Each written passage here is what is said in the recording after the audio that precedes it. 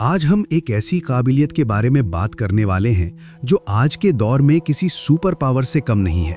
जरा सोचिए, चारों तरफ शोर है, मोबाइल की रिंगटोन, व्हाट्सएप के नोटिफिकेशन, इंस्टाग्राम की अंतहीन रील्स और ऑफिस की कभी न खत्म होने वाली मीटिंग्स।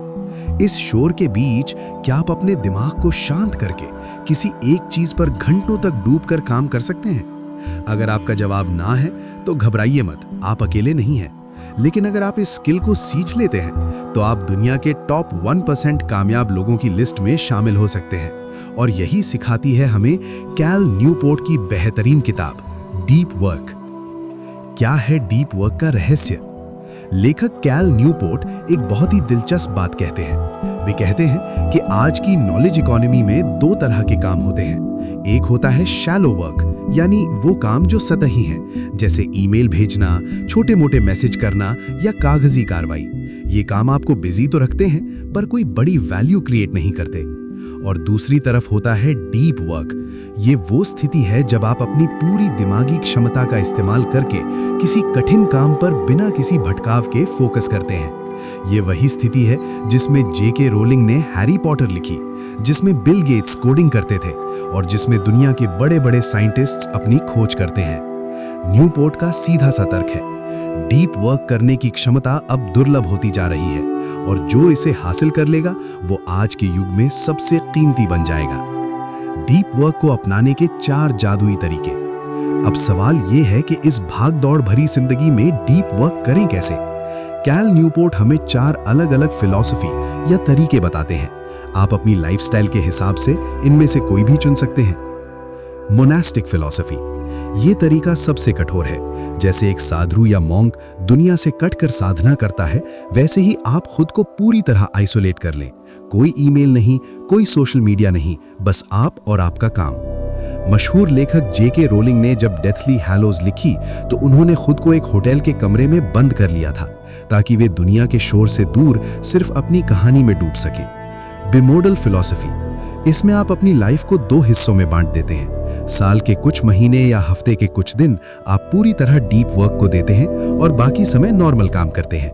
जैसे कोई प्रोफेसर हफ्ते के 4 दिन पढ़ाता है लेकिन बाकी 3 दिन किसी सुनसान जगह पर जाकर अपनी रिसर्च करता है। रिदमिक फिलॉसफी, ये सबसे प्रैक्टिकल तरीका है और हम जैसे आम लोगों के लिए बेस्ट है।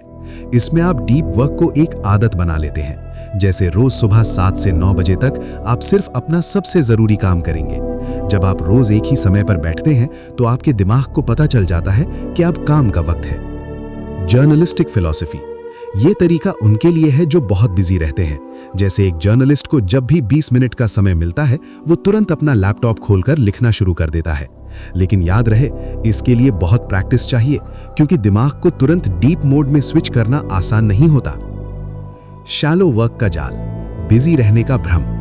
आजकल हम सब एक बीमारी का शिकार हैं, बिजी रहने का नाटक करना।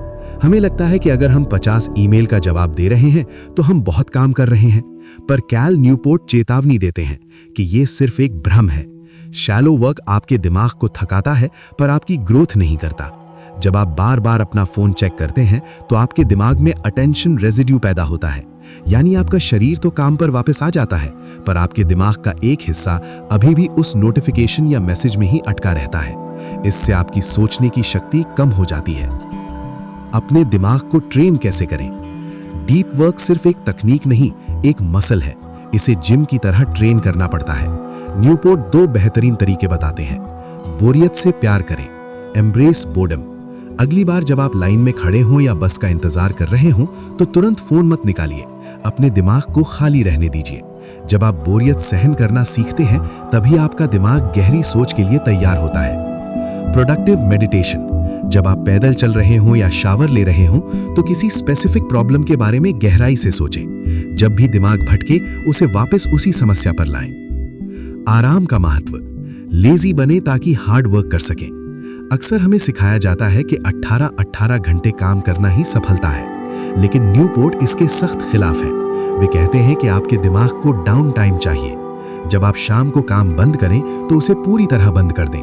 कोई काम का ईमेल नहीं, कोई प्लानिंग नहीं। जब आप पूरी तरह आराम करते हैं तो आपका सबकॉन्शियस माइंड आपकी समस्याओं को सुलझा रहा होता है। इसलिए रात को अच्छी नींद लें और कुदरत के साथ समय बिताएं। याद रखें, एक थका हुआ दिमाग कभी डीप वर्क नहीं कर सकता। निष्कर्ष, आपका अगला कदम।